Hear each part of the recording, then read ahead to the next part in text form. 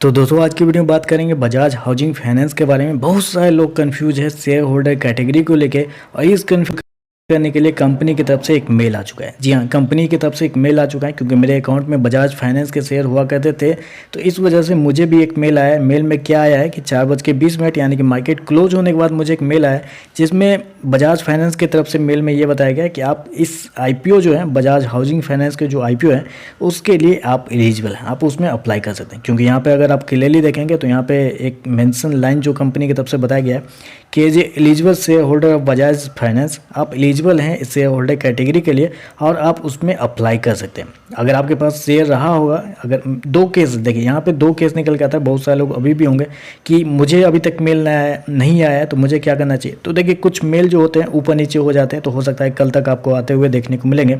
लेकिन बशर्ते ये है कि 29 तारीख कंपनी का रिकॉर्ड डेट था। याद रखिए, 29 अगस्त जो है वो कंपनी का रिकॉर्ड डेट था इस शेयर होल्डर कैटेगरी के लिए। तो अगर आपका शेयर जो है आपने 29 तारीख से पहले बाय किया हुआ है, तो 29 तारीख तक अगर आपने होल्ड किया हुआ है या अभी तक आप होल्ड कर रहे हैं, तो आपको ये मेल आएगा ही आएगा, ये तो कंफर्म है। या आपने क्या किया है, या आपने 29 तारीख से पहले बाय किया है और 29 तारीख के बाद सेल कर दिया है। क्योंकि मेरा केस भी यही निकलता है, क्योंकि मैंने बजाज फाइनेंस के शेयर होल्ड किए हुए थे पिछले 1-1.5 महीने से, और मुझे एक अच्छा खासा प्रॉफिट बना, तो मुझे लगा कि यहाँ से निकल जाना चाहिए। तो मैं वहाँ से निकल गया। निकला कब? तो 3 तारीख को मैंने अपने जो शेयर है उनको बेच दिया। तो 3 तारीख को मैंने शेयर बेचा, लेकिन अभी देखें तो आज 5 या 6 तारीख है, और आज कंपनी 6 तारीख है आज, तो आज 6 तारीख है, तो कंपनी की तरफ से मुझे मेल भी आ चुका है। क्योंकि मैंने रिकॉर्ड डेट तक शेयर को होल्ड किया, और रिकॉर्ड डेट तक होल्ड किया, तो कंपनी के जो पेज है, नोटबुक है, उसमें मेरा नाम चला गया।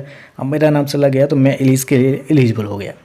तो क्या करना था, 29 तारीख रिकॉर्ड डेट था, आपको 29 तारीख तक शेयर को होल्ड करना था। अगर आपने होल्ड किया हुआ है तो आपको ये मेल आएंगे, और नहीं आया है तो हो सकता है कल तक आपको आते हुए देखने को मिलेंगे। तो आप जिनके पास भी ये मेल जाएगा वो शेयर होल्डर कैटेगरी के लिए एलिजिबल रहेंगे, याद रखिएगा। तो अब यहाँ पे क्वेश्चन ये निकलता ही नहीं कि आप कौन से लोग एलिजिबल हैं, नहीं है। जो भी एलिजिबल होंगे हर किसी को कंपनी की तरफ से मेल जाएगा, ये तो कन्फर्म है। अगर आपने ईमेल ID अपना सही से दिया हुआ है, आपको पासवर्ड अपना याद है ईमेल ID का, रजिस्टर ईमेल ID का, तो आपको जरूर जाएंगे।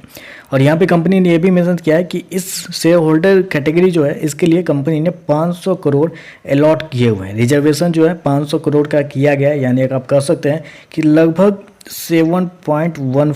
7 करोड़ 14 लाख शेयर के आसपास इस शेयर होल्डर कैटेगरी जो है उसमें कंपनी की तरफ से रिजर्व किया गया है। तो ऐसे में अच्छा खासा क्वांटिटी आप कर सकते हैं, क्योंकि 7 करोड़ 13 लाख है, और पर लॉट देखें तो 214 शेयर के आसपास पर लॉट आपको देखने को मिल रहा है।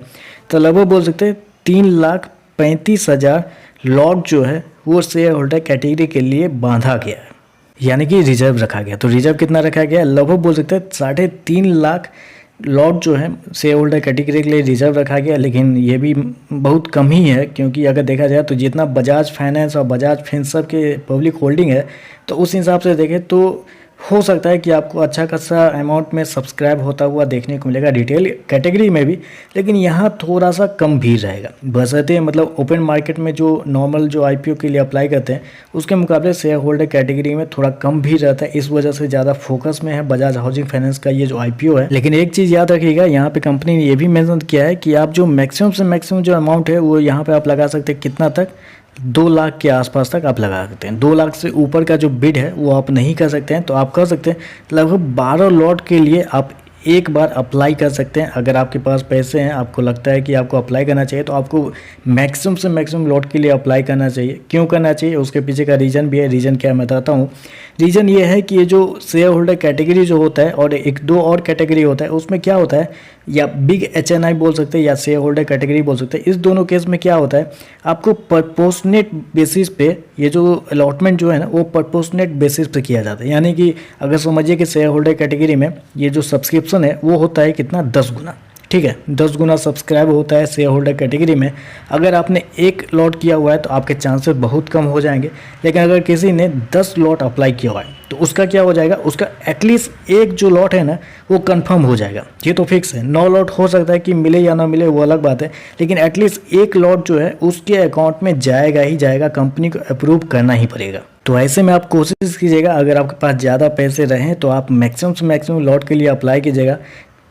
क्योंकि अगर मैक्सिमम से मैक्सिमम लॉट के लिए अप्लाई कर सकते हैं तो आपके पास चांसेस बहुत ज़्यादा रहेगा कि ज़्यादा लॉट आपको मिलेगा। क्योंकि एटलीस्ट अगर 10 गुना भी होता है एटलीस्ट समझिए 12 लॉट तक आप अप्लाई कर सकते हैं। अगर 12 गुना भी शेयर होल्डर कैटेगरी में बढ़ता है तो एटलीस्ट आपको एक लॉट तो मिल जाएंगे। लेकिन अगर आप एक ही 2 लॉट अप्लाई करते हैं तो ऐसे में थोड़ा सा मुश्किल बढ़ जाएगा, ऐसे में मिलने के चांसेस यहाँ पे भी थोड़ा सा कम हो जाएंगे। तो कोशिश कीजिएगा अगर आपके पास पैसे हो तो ज़्यादा से ज़्यादा लॉट अप्लाई कीजिएगा, वो उसमें चांसेस ज़्यादा रहेंगे आपको कम से कम 1 या 2 लॉट मिलने के। तो अब तो कंफर्म हो गया कि किन किन को मिलना चाहिए। तो शेयर होल्डर कैटेगरी में जिनको भी मिलना है ये शेयर, उनको ईमेल चला जाएगा कंपनी की ओर से, आप उसके लिए अप्लाई कर सकते हैं। और जैसे नॉर्मल आईपीओ को आप अप्लाई करते हैं वैसे ही आप अप्लाई करना है, उसमें ज़्यादा कुछ करना नहीं है। तो बस आज के लिए बस इतना है। वीडियो पसंद आए तो लाइक कीजिएगा, साथ में साथ चैनल को सब्सक्राइब जरूर कीजिएगा। धन्यवाद।